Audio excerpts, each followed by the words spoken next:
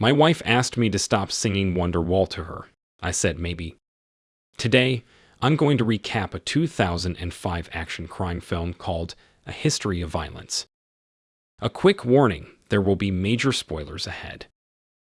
In the opening scene, we are introduced to two men named Leland Jones and William Billy Orser, who exit their room in a quiet rural motor court motel in what appears to be the USA Midwest. One says he's going to check out. The two men are unlikely traveling partners. Leland is over 50, Orser is in his 20s. Leland comes out of the motel office, and Orser asks him what took so long. Leland said he had a problem with the maid, but it's all fixed now. Leland asks for a drink, but the jug is empty. He tells Orser to go into the motel office and fill it from their water cooler. Orser goes inside the office. There's a bloody handprint on the counter. The motel clerk is sitting in a chair, slumped backward, dead. The housekeeper is lying in a pool of blood on the floor. As Orser fills the jug, a young girl opens the door between the office and the manager's residence, quivering with fright.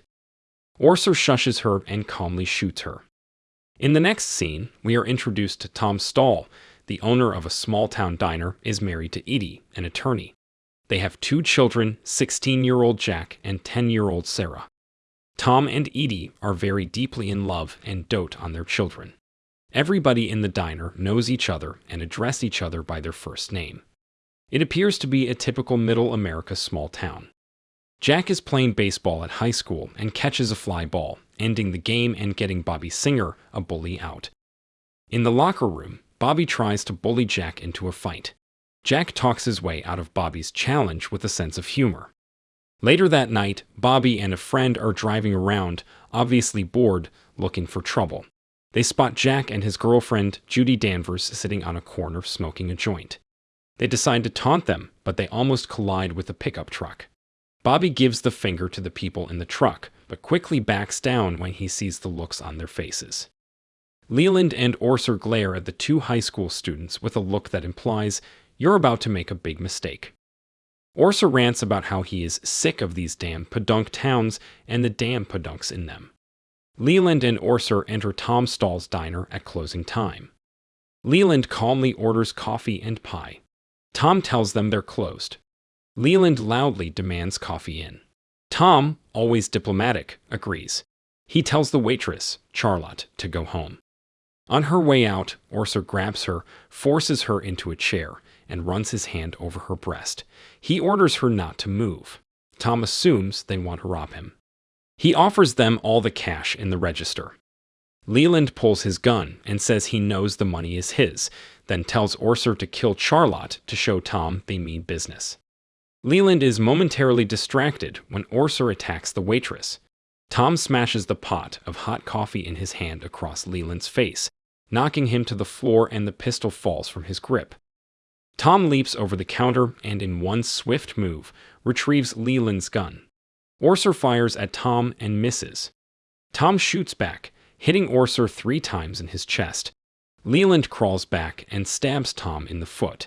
Tom shoots Leland in the head, killing him instantly. The local media portray Tom as a hero. When they ask to interview him, he declines and goes to the hospital. His story is featured on the front page of the newspaper and on the local news. Tom's injury is minor and he limps for a few days. A day or two later, Tom is working at the cafe when 3 well-dressed men enter the cafe, crowded with well-wishers and customers. They are obviously not local. They sit at the counter, and the man in charge, who wears a suit and dark sunglasses, asks for a cup of coffee. He calls Tom Joey several times, although Tom says he's got him confused with someone else. The man insists Tom is from Philly. The man clearly believes he knows Tom. Tom's wife, Edie, gets annoyed at their comments. She insists they order or leave. The leader hands Tom a $100 bill and says, "Now we're paying customers." When Edie threatens to call the police, the men leave. The men are driving on a rural road when a patrol car pulls them over. The sheriff, Sam Carney, is a seasoned cop and looks like he means business. The 3 men, especially the leader, appear not the least bit fazed by his implied threats. "We're tourists, and keep up the good work, officer," are the leader's replies. Later that day, Sam visits Tom and Edie to speak to them about the incident. Sam warns them that these three men are mob figures, organized crime from the East Coast. He called some police contacts in Philadelphia as well in the FBI, but he couldn't get any information or find any criminal record on Joey Cusack, the name they called Tom. But there is a Richie Cusack in Philly, the leader of an Irish-American crime family based in Philadelphia, which the three men are connected to. However, these men have just begun to stalk Tom and his family. A few days later, after Tom sees their car going in the direction of his house, he limps back to his house and, huffing and puffing, runs in and grabs his shotgun, only to find that nobody is coming. Another day later, Edie is shopping at a local mall when her daughter runs off. In going after her, Edie runs into Carl Fogarty, the leader of the men, who casually begins talking to Edie, claiming that her husband is not who he claims to be. Edie defends Tom, and Fogarty simply suggests that she ask Tom about Richie Cusack, who Fogarty says is Tom's brother, and to ask Tom how come he's so good at killing people. Meanwhile, on that same day, Tom's son, Jack, gets confronted by Bobby again and is unable to walk away. Enraged at the continued taunts, Jack suddenly proceeds to seriously beat down Bobby and his buddy, putting Bobby in the hospital. We now see that Tom and his son can be capable of serious damage if they are pushed far enough. Tom and Jack argue over the incident after Jack returns home, and Jack makes a snide remark over Tom's shooting the two killers. Tom slaps Jack, who runs out of the house. A while later, Tom sees Fogarty's car pull up to his house. They suggest he needs to put down his shotgun and come with them. When Tom says no, one of the men step out of the car holding Jack. Fogarty makes it clear that he knows who Tom really is and that Tom has no choice but to get into the car and drive back to Philadelphia to see some people. Tom is forced to put down his weapon, and the men release Jack, who runs into the house. When the men tell Tom to get in the car, Tom suggests, "It would be better if you just leave." One of the men points a gun at Tom's head. Edie watches from the second-story window and sees Tom grab the man's arm, break it, strike the man's nose upward repeatedly with his palm, and shoot the other man with 2 rounds in the man's chest. It's apparent Tom knows how to use a weapon in his hands with lethal intent. Fogarty shoots Tom, wounding him in the shoulder, and Tom loses the pistol in his hand. Fogarty stands over the wounded Tom and angrily asks him if he has any last words before he kills him. Tom glares at Fogarty and says, "I should have killed you back in Philly." Fogarty smiles, agreeing. Jack silently retrieves Tom's shotgun, and before Fogarty can pull the trigger, Jack kills him. Tom looks at his son with a glare that suggests that Tom may have lived a different life back in Philadelphia. He takes the shotgun from Jack, but then suddenly hugs him in gratitude and to comfort him as Jack begins to cry. That evening, Edie confronts Tom in his hospital bed, tearfully begging him to tell the truth, and tells him that she witnessed him kill both of Fogarty's men with his bare hands like a professional fighter.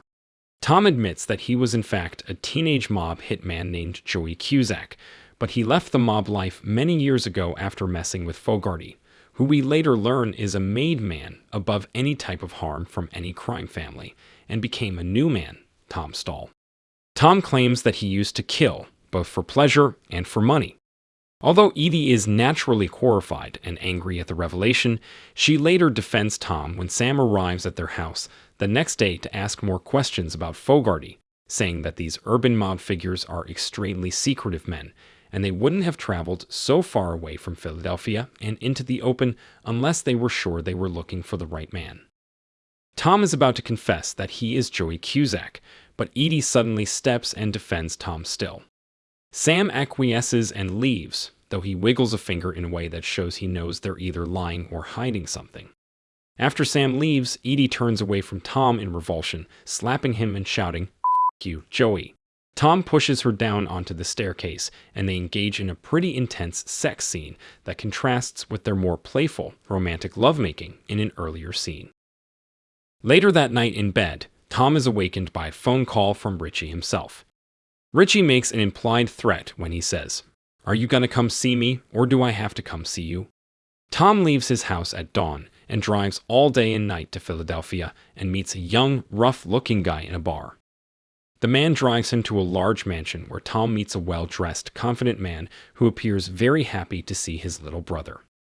After some small talk about Tom's new life, Richie begins telling Tom about the considerable, expensive trouble and loss of status within the mob caused by Joey's actions before he disappeared. Tom, who no longer wants any part of the mob life, asks Richie, "Tell me what I have to do to make things right." Richie calmly replies, "You could die, Joey," and turns around, so as not to watch the driver as he wraps a garrote around Tom's throat and tries to strangle him. Joey anticipates his action and gets his hand inside the garrote. He launches backwards off Richie's desk with his foot and kills the driver and 2 other bodyguards with his bare hands. Richie tries to shoot Joey but misses. Thinking that Joey has run out the front door, Richie follows him outside, gun drawn. Joey kills the last bodyguard inside the house and locks Richie out. Richie gets his keys out to open the door. When Joey opens the door, he shoots Richie in the head. Tom drives home and finds his family beginning to eat dinner. Looking exhausted after being away for 2 days, he sits at the table. His daughter Sarah sets a place for him as Edie lowers her head and appears to be praying. Jack sits at the table with his parents and doesn't say a word. Finally, Edie looks back up at Tom, tears starting to run down her face. Tom looks back at her with a grieved expression. Tom and Edie look at each other in a way that shows that their relationship has changed. If you enjoyed this video, don't be shy, hit the like button, and if you disliked it, hit the dislike button twice, just to be sure. You should watch the full movie. Thank you very much for watching. Please subscribe for more videos like this.